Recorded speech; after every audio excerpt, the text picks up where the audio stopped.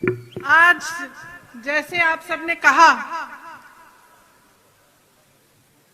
हम दो महापुरुषों की याद करते हैं। सरदार पटेल जी, जिनका आज जन्मदिन था, जिन्होंने देश को जोड़ने के लिए, अपने कर्तव्य को निभाने के लिए दिन रात एक किया। और इंदिरा जी, जो मेरी दादी जी थी, आज उनकी शहादत का दिन है। देखिए, मैंने अपने पिछले भाषण में भी बोला सोलन में कि हिमाचल प्रदेश के साथ, और मैं कहूंगी कि देश के साथ, इंदिरा जी का एक आध्यात्मिक रिश्ता था, प्रेम का रिश्ता था, समर्पण का रिश्ता था, कर्तव्य का रिश्ता था, और एक बहुत गहरा ऐसा रिश्ता था जो आजकल आज की राजनीति में कम ही दिखता है। अगर आज उनकी शहादत के 40 साल बाद भी अगर मैं यूपी के किसी छोटे गांव में जाती हूं, जहां आज के आधुनिक समय में भी पहुंचना मुश्किल होता है, और वहां मुझे कोई मिलता है जो कहता है कि दीदी आपकी दादी आई थी, हमने उनके लिए यहाँ पे खीर बनाई, आपके लिए भी वही खीर बना के हम आपको देना चाहते हैं। या हिमाचल के किसी गांव में मैं जाती हूँ तो कोई कहता है कि हमने आपकी दादी जी को देखा था, और आदर के साथ, प्रेम के साथ ये बातें कही जाती है। तो ये क्यों है, मैं आपसे पूछना चाहती हूँ। क्या खासियत थी इंदिरा जी में कि आज 40 साल बाद भी देश भर में उनके प्रति सम्मान, आदर की भावना है। उनके गुजर जाने के बाद देश की राजनीति बहुत बदल चुकी है। आप सब मुझसे अच्छी तरह जानते हैं, आज की राजनीति में पैसों का बोलबाला है, स्वार्थ का बोलबाला है, मीडिया बाजे वादे किए जाते हैं। लेकिन उस समय, इंदिरा जी के समय ऐसा नहीं था। इसीलिए आज भी जब देशवासी उस समय को देखते हैं तो उनके मन में इंदिरा जी के प्रति आदर है, सम्मान है। जब हिमाचल बना, इंदिरा जी आई थी शिमला, उन्होंने भाषण दिया, बर्फ पड़ रही थी, फिर भी आप सब, शायद आप में से कोई है जिनके दादा दादी, नाना नानी उस समय थे, खड़ी रही जनता उनकी बातों को सुनने के लिए। जो विश्वास उनके बीच और जनता के बीच में था वो टूटा नहीं। उस समय शायद आप जानते नहीं होंगे, लेकिन देश में माहौल ये था कि लोग कह रहे थे कि ये प्रदेश बना रहे हैं, ये प्रदेश चल नहीं पाएगा, चलाने के लिए पैसा नहीं है, ये इंदिरा जी गलत कर रही हैं। लेकिन इंदिरा जी का विश्वास था आप पर। वो जानती थी कि हिमाचल प्रदेश को हिमाचल की जनता बनाएगी। आप सब बैठ सकते हैं, मुझे समय लगेगा। बैठ जाइए, नहीं बैठ जाइए, बैठ जाइए, आप भी बैठ जाइए जी। तो इंदिरा जी को पूरा विश्वास था कि आप ही हिमाचल प्रदेश को बनाएंगे। उस समय परमार जी मुख्यमंत्री बने और उन्होंने आपके लिए काम करके दिखाया। उसके बाद वीरभद्र सिंह जी भी आए, तमाम कांग्रेस के मुख्यमंत्री आए, आपने देखा कि काम क्या क्या हुआ। यहाँ हिमाचल को बनाने वाले हिमाचल के किसान, हिमाचल के कर्मचारी, हिमाचल के युवा जो सेना पे हमारे लिए खड़े होकर अपनी जान पर खेलते हैं, उन सब ने हिमाचल को बनाया। तो जब चुनाव आता है तो आपको कहा जाता है कि यहाँ की परंपरा बदलिए। अब देखिए, ये सांस्कृतिक और सामाजिक परंपराओं का प्रदेश है, उसी की भूमि है। मैं जानती हूँ मंडी में शिवरात्रि का 7 दिन का उत्सव होता है, कुल्लू में दशहरे की परंपरा है, नाटी लोक नृत्य की परंपरा है, देश के प्रति समर्पण की परंपरा है। यहाँ के युवा, जैसे मैंने कहा, सेना में भर्ती होते हैं, देश की रखवाली करते हैं।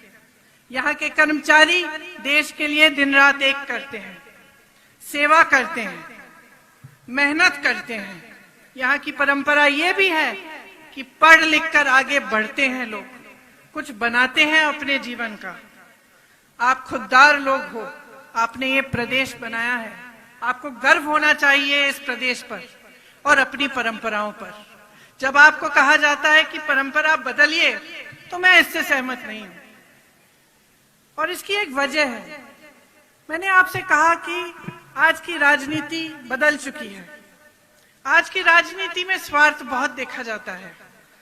कई नेता ऐसे होते हैं जो आपके सामने आकर कुछ बोल देते हैं, लेकिन उसका कुछ मायना नहीं होता। और ये जो परंपरा आपने बनाई है ना कि हर 5 साल सरकार बदले, इससे नेता सीखता है,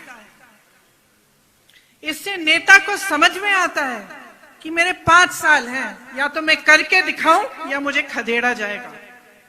और ये एक बहुत अच्छी परंपरा है बहनों और भाइयों, इसको मत बदलो, नुकसान आप ही का होगा। और मैं कहना चाहती हूं कि आपकी भी परंपरा है पुरानी। 1862 में भी यहाँ पे एक वजीर होते थे नरोत्तम, उनका शासन था, बहुत लगान वसूलते थे, जनता का हक मारते थे, मदद नहीं करते थे जब कोई दुखी होता था, संकट आता था किसी पे। आपने उनको उस समय हटा दिया। तो आज की राजनीति में तो और भी महत्वपूर्ण बात है कि आप अपने अनुभव पर चलिए, आप सोच समझकर अपना वोट डालिए। आप ही देखिए कि 5 सालों में आपके लिए किया क्या। हाँ, ये सच है कि बड़े बड़े नेता हिमाचल के हैं, लेकिन उन्होंने अपने लिए किया कि आपके लिए किया। यहाँ के मुख्यमंत्री हैं, क्या किया है इस पूरे जिले के लिए? शायद अपने दायरे में, अपनी विधानसभा में काम किया, उसके बाहर क्या किया? यहाँ के युवाओं की क्या स्थिति है? क्या रोजगार बने हैं? यहाँ कितने युवा बैठे हैं, जरा हाथ उठाओ, बताओ रोजगार मिला है पिछले 5 सालों में? क्यों नहीं मिला? आपको मालूम है कि 63,000 नौकरियां पद खाली पड़ी हैं, सरकारी पद हैं, 63,000 सरकारी पद खाली हैं, आपको नौकरी नहीं मिल रही है, आपको रोजगार नहीं मिल रहा है। कभी आपने पूछा है क्यों? क्योंकि नियत नहीं है। आपके लिए सेना की भर्ती को देखिए, अग्निवीर ले आए। आप कह रहे हैं देश को कि आप देश के लिए शहीद होने के लिए आप तैयार हैं। आप कह रहे हैं आप जाके सरहद पे खड़े होंगे हमारे लिए, और ये सरकार कह रही है कि ठीक है, आपको ना पेंशन मिलेगा, आपको ना कोई रैंक मिलेगा, 4 साल बाद आप घर लौट जाओ। ये हालात है कि हर भर्ती में घोटाला है, चाहे यूनिवर्सिटी के शिक्षकों की भर्ती में घोटाला है, चाहे पुलिस की भर्ती में घोटाला है। तो क्या किया है नौजवानों के लिए? वही नौजवान जो इस प्रदेश को बनाने वाले नौजवान हैं, जिनका भविष्य इस प्रदेश से जुड़ा हुआ है, देश से जुड़ा हुआ है। उसी तरह से आप देखिए पिछले 5 सालों में कमर तोड़ महंगाई है। दूध, दही, आटा, सरसों का तेल, पेट्रोल, नाम लीजिए, महंगा हो गया। जीएसटी लगा दी। यहाँ पे सेब के बागबान वाले हैं, आप जानते हैं कि उसके पैकिंग के गत्ते पे भी जीएसटी बढ़ा दी है। तो हर तरफ से आपको मारा जा रहा है, चाहे महंगाई से, बेरोजगारी से। यहाँ के कर्मचारियों ने इस प्रदेश को बनाया। शायद इस प्रदेश में सबसे ज्यादा कर्मचारी होंगे पूरे देश भर में से, अगर प्रतिशत देखा जाए। लेकिन आज सरकार क्या कर रही है? आपकी पेंशन छीन ली है। तो आपकी पेंशन भी छीन ली, आप जिंदगी भर काम करेंगे। और सरकारी नौकरी के लिए क्यों चाहते हैं लोग सरकारी नौकरी? क्योंकि एक आशा होती है कि नौकरी के बाद भी जब मैं बूढ़ा हो जाऊंगा तो मेरी कोई सुरक्षा होगी, एक सिक्योरिटी होगी। वो भी छीन लिए आपसे। तो बेरोजगारी है, महंगाई है, तमाम स्कीमें इनकी ऐसी हैं जिनसे आपकी भलाई नहीं होती, इनके बड़े बड़े उद्योगपति मित्रों की भलाई होती है। आप बागबान के मालिकों से पूछिए, किसानों से पूछिए, दाम कौन तय कर रहा है आज फसल का? क्या आप तय कर पा रहे हैं? नहीं कर पा रहे हैं। बड़े बड़े उद्योगपति हैं, उन्हीं के कोल्ड स्टोरेज वही तय करेंगे दाम। आपसे खरीदेंगे 90 रुपए में और जाके बेच देंगे कितने में ही, जितना उनका जी चाहे। तो ये स्थिति है। और जब ऐसी स्थिति आ जाती है एक प्रदेश में या एक देश में, तो जनता को जागरूक होने की बहुत ही ज्यादा जरूरत है। आप मंडी की अर्थव्यवस्था को देखिए। आपकी अर्थव्यवस्था खेती, बागबानी, सरकारी कर्मचारियों पर निर्भर है। सेब, टमाटर का आपको सही दाम नहीं मिल रहा है। कोई फूड प्रोसेसिंग यूनिट यहाँ बनाया नहीं गया। यहाँ के युवाओं के लिए रोजगार नहीं मिला। कोई भी विकास नहीं हुआ। यहाँ की सड़कों का भी बुरा हाल है। तो आप अपने आप से पूछिए कि 5 सालों से ऐसी राजनीति चल रही है आपके प्रदेश में, क्या आप 5 साल और इनको देंगे? तो 5 साल और में होगा क्या आपके लिए? तो अपने अनुभव पे चलिए। मैं सिर्फ आपसे इतना आग्रह करना चाहती हूँ, जागरूकता से अपने अनुभव पे सोच समझ के देखिए कि हमारे लिए 5 सालों में किया क्या और दूसरों ने क्या किया, कांग्रेस पार्टी ने क्या किया और कांग्रेस पार्टी आज क्या कह रही है। मैं आपको कुछ चीजें बताना चाहती हूँ जो कांग्रेस कह रही है कि वो करेगी। फिर आप देखिए कि कांग्रेस के प्रदेशों में जब उन्होंने वादा किया, क्या वो वादे रखे? क्या जब कांग्रेस के प्रधानमंत्री आए उन्होंने वादा किया कि किसानों का कर्ज माफ होगा? तो क्या किया कि नहीं किया? किया ना। बघेल जी बता रहे थे कि अपने प्रदेश में जब ऐसा वादा किया तो सरकार बनते ही 3 घंटे बाद उन्होंने ये काम करना शुरू कर लिया। आज हिमाचल में हम कह रहे हैं कि जब मंत्रिमंडल पहली बार मिलेगा, अगर हमारी सरकार बनेगी, उसी मीटिंग में ये घोषणा आएगी उस मीटिंग में से निकलकर कि पुरानी पेंशन आपको वापस मिलेगी। हम कह रहे हैं कि ये जो 63,000 खाली पद हैं, इनको भरा जाएगा। इससे ज्यादा आपको 1 लाख रोजगार आपको उसी कैबिनेट मीटिंग में तय होके उस दिन से मिलना शुरू होगा। 5 सालों में हम कह रहे हैं कि कम से कम 5 लाख रोजगार हम बना के दिखाएंगे। जो मेरे युवा मित्र हैं यहाँ, आप सब जिन्होंने हाथ उठाया, 680 करोड़ का एक स्टार्टअप फंड बनाएंगे जिसमें 0%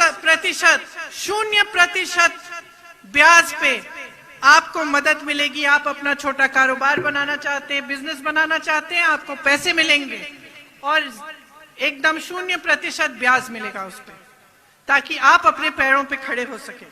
हर गांव में हम मोबाइल क्लिनिक बनाना चाहते हैं।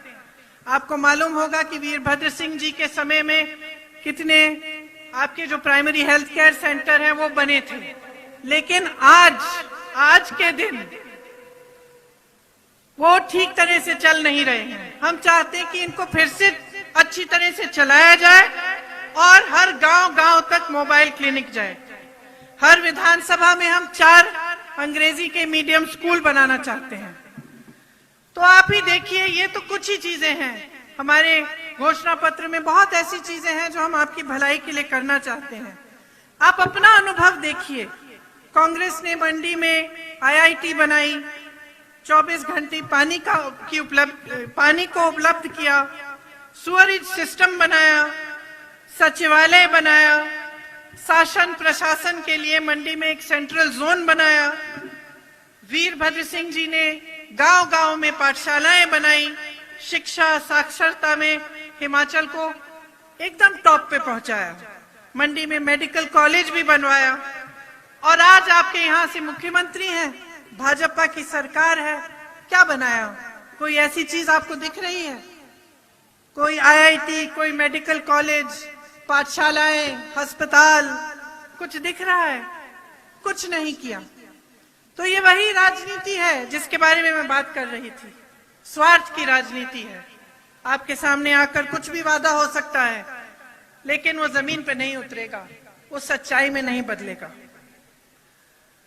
तो आप ही सोचिए कि आगे 5 सालों में आप चाहते क्या हैं। मैं तो कहती हूं कि सरकार बदल दीजिए, अपना भविष्य बदल दीजिए। आपसे इन्होंने पुराना पेंशन छीना, हम आपको पुराना पेंशन वापस देंगे। आपसे डिग्री छीनी, आपसे रोजगार छीना, हम आपको देना चाहते हैं। सैनिकों के लिए इन्होंने ये अग्निवीर की स्कीम निकाली, हम आपको रैंक और आपका पेंशन देना चाहते हैं। हम आपको शिक्षित करना चाहते हैं, आपके प्रदेश को आगे बढ़ाना चाहते हैं। जितने भी यहाँ नेता बैठे हैं और जो हमारे प्रत्याशी हैं, वो आपके प्रति समर्पित हैं, आपके लिए दिन रात एक करके दिखाएंगे। इसीलिए इस चुनाव में अगर आप अपना मन बनाएं और एक बार फिर वही परंपरा रखें जिनको ये तोड़ना चाहते हैं, कांग्रेस की सरकार बनाएं, तो आपको खुद अनुभव होगा कि एक नई राजनीति, एक अलग राजनीति जो आपकी भलाई के लिए चलती हो, जो आपके हित में काम करती हो, वो आपको दिखेगी। तो मैं आशा करती हूं, आप सबने मेरी बातों को बहुत ध्यान से सुना है। मैं आशा करती हूं कि वोटिंग के दिन भी आप मेरी बातों को याद रखेंगे और अपने लिए ही, अपने बच्चों के भविष्य के लिए और एक ऐसी राजनीति के लिए जो आप ही को आगे बढ़ाना चाहे, उसी के लिए आप वोट देंगे। आप सबको बहुत बहुत धन्यवाद। जय हिंद, जय हिमाचल।